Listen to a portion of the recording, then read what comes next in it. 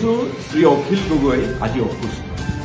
যোৱা 6 মাহ কাল ধৰি তেওঁ সেই কা বিৰোধী আন্দোলনত অংশগ্ৰহণ কৰাৰ বাবে এই চৰকাৰে এক পাশৱীয় হিংসতাৰে সৈতে তেওঁৰ ওপৰত এটাকৈ অন্যায়ভাৱে প্ৰমাণবিহীন অভিযোগ জাপি দি পেলাই তেওঁক অনবৰতে জেলত আবদ্ধ কৰি থবলৈ এই চৰকাৰখনে চেষ্টা কৰিছে।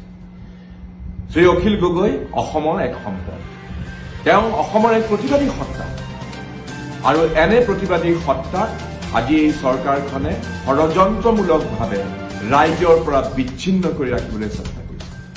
আহক আমি সকলোৱে ঐক্যবদ্ধ হৈ এই চৰকাৰখনক বুজাই দিম যে তেওঁলোকে গণতান্ত্ৰিক চৰকাৰ বুলি কয়, কিন্তু তেওঁলোক আচলতে এখন স্বেচ্ছাচাৰী, এখন একনায়কত্ববাদী চৰকাৰ, আৰু এই চৰকাৰখনৰ এনে কাম কাজ চলাই যাবলৈ দিয়া নহ'ব।